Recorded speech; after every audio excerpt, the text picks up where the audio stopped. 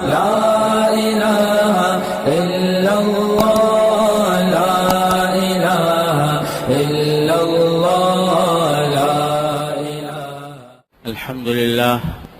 الحمد لله نحمده ونستعينه ونستغفره ونؤمن به ونتوكل عليه ونعوذ بالله من شرور أنفسنا ومن سيئات أعمالنا من يهده الله فلا مضل له ومن يضلله فلا هادي له وأشهد أن لا إله إلا الله وحده لا شريك له وأشهد أن سيدنا وسندنا ونبينا ومولانا محمدا عبده ورسوله صلى الله تعالى عليه وعلى آله وأصحابه وبارك وسلم تسليما كثيرا.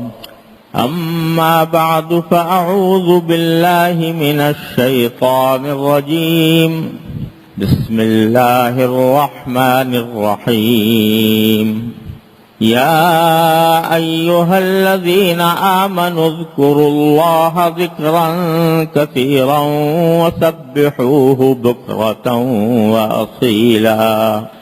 آمنت بالله صدق الله مولانا العظيم وصدق رسوله النبي الكريم ونحن على ذلك من الشاهدين والشاكرين والحمد للہ رب العالمین.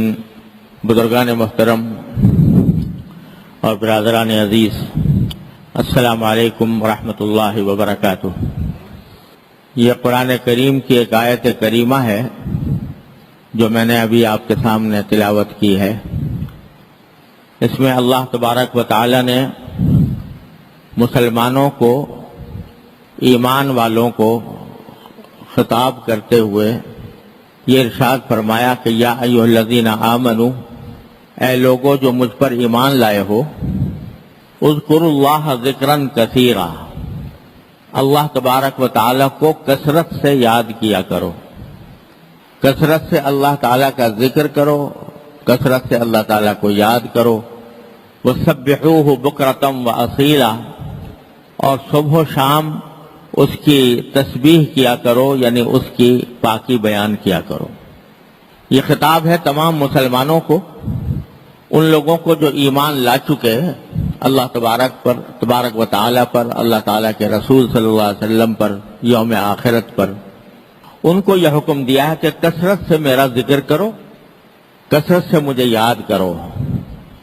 اب یہ جو حکم اللہ تبارک و تعالیٰ نے عطا فرمایا کہ مجھے کثرت سے یاد کیا کرو، غور کرنے کی بات یہ ہے کہ اللہ تبارک و تعالیٰ نے یہ حکم کیوں دیا.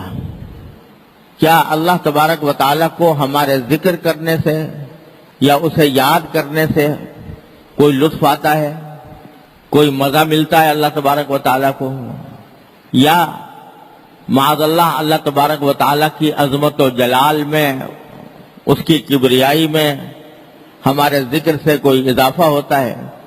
ظاہر ہے کہ اللہ جل جلالہ کی ذات اتنی بے نیاز ہے کہ وہ ہمارے ذکر کی محتاج نہیں. اگر ساری دنیا مل کر ہر وقت اللہ تبارک و تعالیٰ کی بارگاہ میں سجدے میں پڑی رہے تو اس کی عظمت و جلال میں، اس کی کبریائی میں، اس کی شان میں رتی برابر کوئی اضافہ نہیں ہوتا. وہ خود بذات خود جو عظمت و جلال رکھتا ہے وہ ہمارے ذکر کرنے نہ کرنے سے بے نیاز ہے. اور اگر ساری کائنات فرض کرو اللہ تبارک و تعالیٰ کے ذکر سے غافل ہو جائے، اسے بھلا بیٹھے، تو اللہ تعالیٰ کا کوئی رتی برابر نقصان نہیں ہوتا. اس کی عظمت و جلال میں، اس کی کبریائی میں، اس کے تقدس میں کوئی گھاٹا نہیں آتا. پھر کیوں اللہ تبارک و تعالیٰ فرما رہے ہیں کہ تم مجھے کثرت سے یاد کیا کرو، کثرت سے ذکر کیا کرو میرا؟ تو غور کرنے سے یہ بات معلوم ہوتی ہے کہ در حقیقت یہ یاد کرنا اللہ تعالیٰ کو یا اللہ تعالیٰ کا ذکر کرنا یہ خود انسانوں کی فلاح و بہبود کے لیے ضروری ہے. اس سے اگر فائدہ پہنچتا ہے تو انسان ہی کو فائدہ پہنچتا ہے، اللہ تعالیٰ کو کوئی فائدہ نہیں پہنچتا۔ انسان کو ایک فائدہ تو خیر یہ ہے کہ ہر ذکر کے اوپر اللہ تبارک و تعالیٰ کے ہاں اجر و ثواب ہے، آخرت میں انسان کے درجات اس سے بلند ہوتے ہیں، یہ تو فائدہ آخرت کا ہے۔ اور دنیا کا فائدہ بھی یہ ہے کہ اس دنیا میں جتنی خرابیاں ہوتی ہیں، جتنے گناہ ہوتے ہیں، جتنی معصیتیں ہوتی ہیں، جتنے ظلم ہوتے ہیں، جتنی ناانصافیاں ہوتی ہیں، جتنی بدعنوانیاں ہوتی ہیں، ان کے پیچھے اگر آپ دیکھیں گے تو یہی وجہ ہے کہ انسان اللہ تعالیٰ کو بھلا بیٹھا۔ اگر کوئی شخص چوری کر رہا ہے تو چوری کیوں کر رہا ہے؟ اس واسطے کہ وہ اپنے خدا سے غافل ہو گیا، اپنے اللہ تعالیٰ کو بھلا بیٹھا، اور اللہ تعالیٰ کے سامنے پیش ہونے کا تصور اس نے اپنے دماغ سے نکال دیا، اس لیے چوری کر رہا ہے۔ اگر کوئی بدکاری کر رہا ہے تو کیوں کر رہا ہے؟ اس واسطے کہ اللہ تبارک و تعالیٰ کے ذکر سے غافل ہو گیا، اس کی یاد سے غافل ہو گیا۔ اللہ تبارک و تعالیٰ کا دھیان اگر دل میں ہوتا اور یہ احساس ہوتا کہ مجھے ایک دن اللہ کے سامنے پیش ہونا ہے، تو نہ چوری کرتا، نہ ڈاکے ڈالتا، نہ زنا کرتا، نہ رشوت کھاتا، نہ سود کھاتا، نہ دوسروں کا مال چوراتا، نہ دوسروں کے مال پر حملے کرتا، نہ دوسرے کی جان پر حملے کرتا۔ اگر رشوت ستانی کا بازار گرم ہے، جیسے کہ آج کل ہم دیکھتے ہیں، کوئی دفتر ایسا نہیں ہے کہ جہاں رشوت کے بغیر کام ہو جاتا ہو، لوگ حرام خوری پر تلے بیٹھے ہیں اور رشوت کے بغیر کوئی کام نہیں ہوتا۔ تو رشوت لینے والا کیوں رشوت لے رہا ہے؟ اس لیے لے رہا ہے کہ دنیا کی زندگی تو اس کے سامنے ہے، لیکن آخرت کا تصور کہ ایک دن مجھے اللہ تبارک و تعالیٰ کے سامنے جواب دینا ہوگا، یہ پیسہ جو میں نے رشوت کے ذریعے کمایا ہے یا بدعنوانیوں کے ذریعے کمایا ہے، یہ میرے لیے آگ کے انگارے بنیں گے آخرت کے اندر، جہنم کے اندر مجھے ان آگ کے انگاروں کا سامنا کرنا پڑے گا۔ اگر یہ احساس اور اگر اس بات کا یقین دل میں ہوتا تو کبھی رشوت کا ایک پیسہ بھی نہ لیتا۔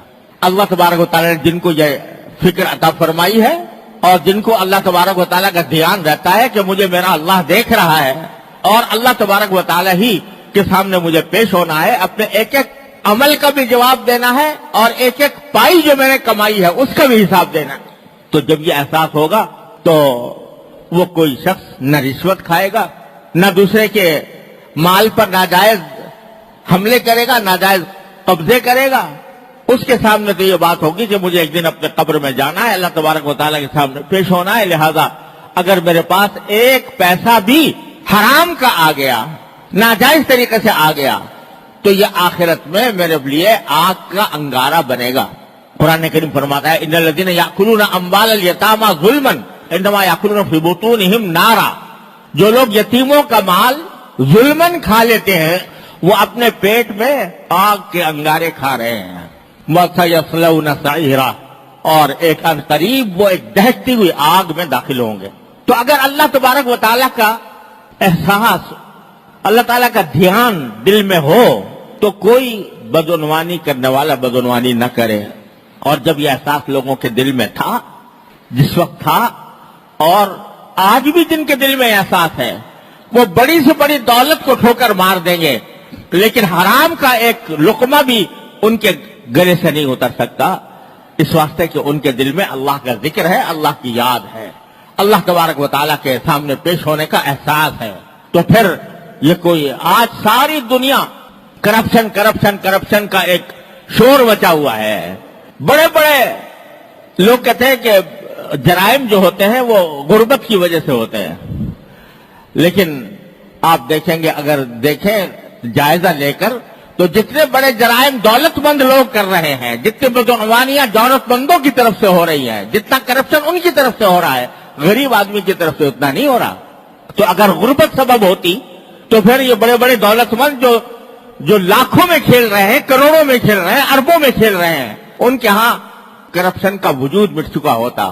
لیکن یہ دنیا کی دولت ایسی چیز ہے کہ حدیث میں رسول کریم صلی اللہ علیہ وسلم نے ارشاد فرمایا کہ ابن آدم کی حرص ایسی ہے کہ اگر اس کو ایک وادی بھر کر سونا مل جائے تو بھی وہ چاہے گا کہ میری ایک دوسری وادی ہو جائے، اور 2 وادیاں سونے کی مل جائیں تو وہ چاہے گا کہ مجھے تیسری وادی مل جائے۔ یہ حرص جو ہے، یہ جوع البقر ہے، یہ نہ مٹنے والی بھوک ہے، اور نہ بجھنے والی پیاس ہے جو کبھی ختم نہیں ہوتی. اور بڑا ہی بلیغ جملہ نبی کریم سرور دو عالم صلی اللہ علیہ وسلم نے ارشاد فرمایا کہ وَلَا يَمْلَأُ جَوْفَ ابْنِ آدَمَ إِلَّا التُّرَابُ. ابن آدم کا پیٹ مٹی کے سوا کوئی چیز نہیں بھر سکتی. جب پیٹ اسی وقت بھرے گا جب قبر میں جائے گا اور قبر کے اندر اس کی پیٹ میں مٹی داخل ہوگی تب اس کا پیٹ بھرے گا، ورنہ اس کا پیٹ بھر نہیں سکتا، کسی بھی حالت میں نہیں بھر سکتا. اگر اس کے دل میں اللہ کا خوف نہیں، اللہ تعالیٰ کے سامنے پیش ہونے کا احساس نہیں، اللہ تعالیٰ کا ذکر، اس کی یاد اس کے دل میں پیوست نہیں، تو وہ اپنی دولت کے حصول میں ہر جائز و ناجائز حلال و حرام کام کا ارتکاب کرتا رہے گا.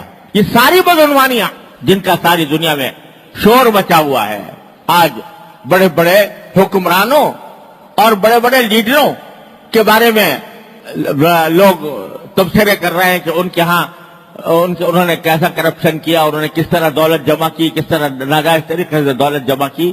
کیا ان کو ایسا تھا کہ ان کو کھانے کو نہیں مل رہا تھا، یا ان کے پاس اچھے گھر نہیں تھے رہائش کے لیے؟ کیا ان کو اچھے کپڑے میسر نہیں تھے، اچھے جوتے میسر نہیں تھے، اچھے گاڑیاں میسر نہیں تھی؟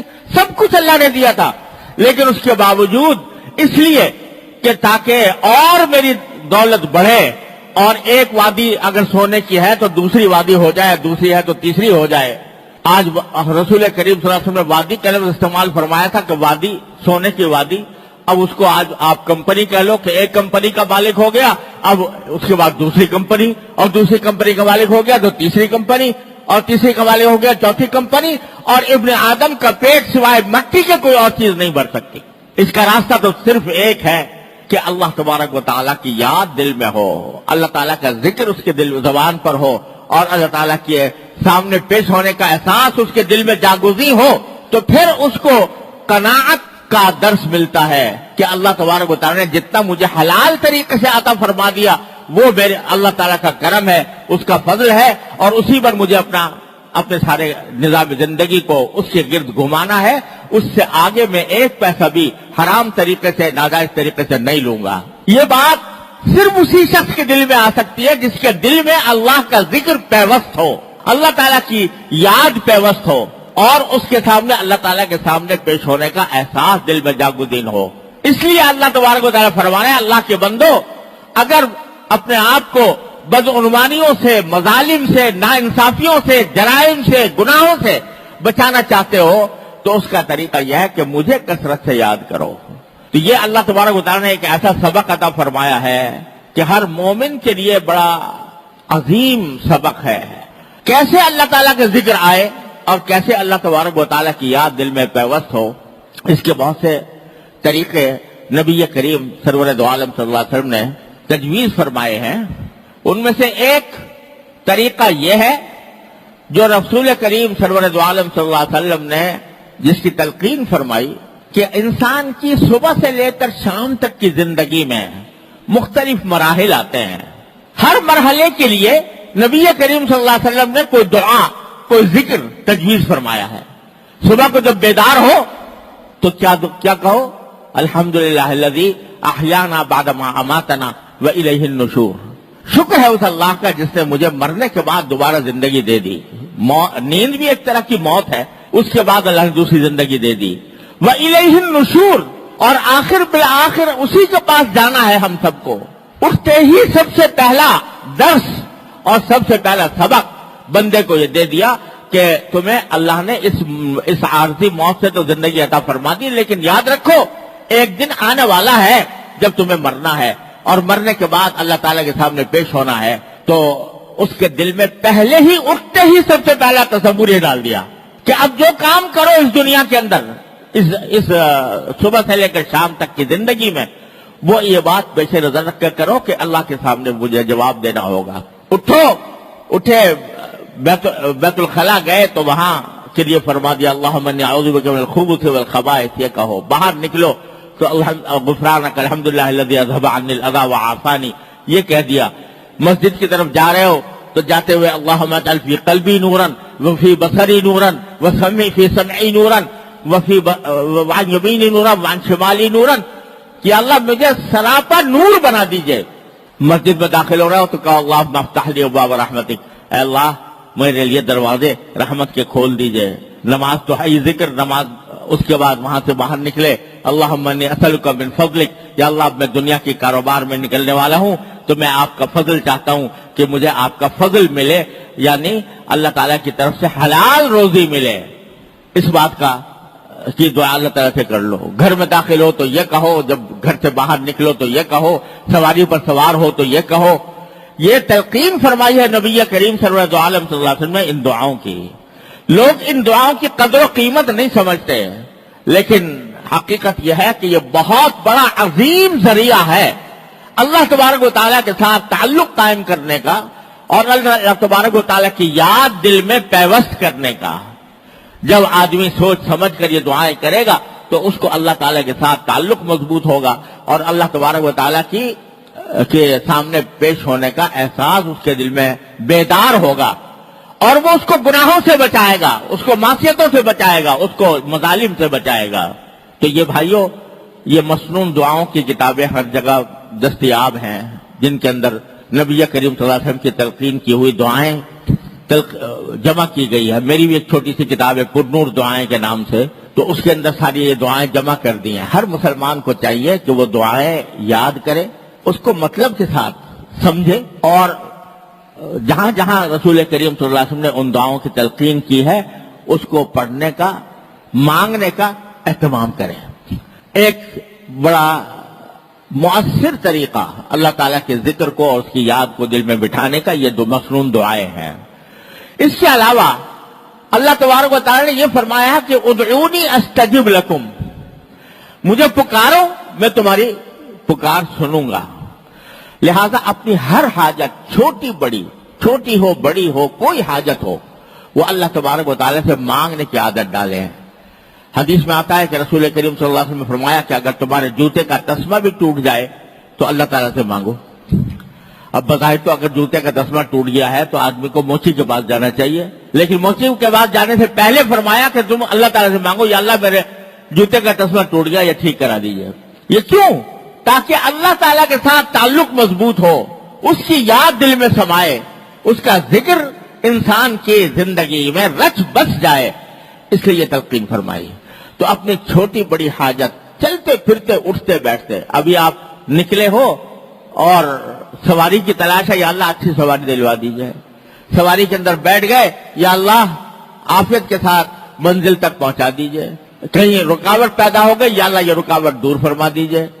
مانگتے رہو مانگتے رہو مانگتے رہو، رٹ لگاؤ اللہ تبارک و تعالیٰ سے مانگنے کی. اور دوسرا یہ کہ اللہ تعالیٰ نے الحمدللہ ہر انسان پر نعمتوں کی بارش کی ہوئی ہے، تو ہر نعمت کا تصور کر کے اللہ تعالیٰ کو کثرت سے شکر ادا کرنے کی عادت ڈالیں. یہ دو عظیم عبادتیں ہیں اور عظیم کام ہیں. ایک شکر اللہ تبارک و تعالیٰ کی نعمتوں کا، اور دوسرے اللہ تعالیٰ سے مانگنے کی عادت. چاہے چھوٹی بڑی عادت، چھوٹی بڑی حاجت ہو، کوئی حاجت ہو، اللہ تعالیٰ سے مانگنے کی. یہ دو باتوں کا اگر انسان اہتمام کر لے کہ شکر کثرت سے ادا کرے، کثرت سے ادا کرے، صبح سے لے کے شام تک کی زندگی میں اس کو اپنا تقیہ کلام بنائے، اس کو اپنی عادت مستمرہ بنائے کہ آدمی اللہ تعالیٰ کی نعمتوں کا شکر ادا کر رہا ہے، اور جو کوئی حاجت ہے چھوٹی بڑی اللہ تعالیٰ سے مانگنے کی عادت ڈالے. یہ کر کے دیکھیں، اس کی مشق کرنی ہوتی ہے، اس کی عادت ڈالنی ہوتی ہے.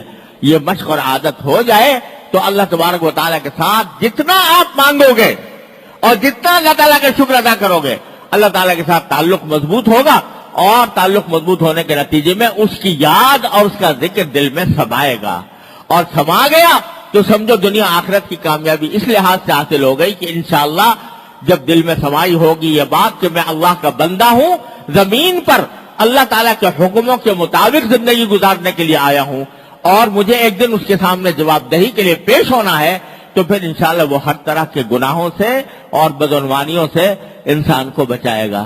اللہ تبارک و تعالیٰ اپنے فضل و کرم سے، اپنے رحمت سے ہم سب کو اس ذکر کثیر کی توفیق عطا فرمائے اور ہماری زندگیوں کو اپنی رضا کے مطابق ڈھالنے کی توفیق عطا فرمائے.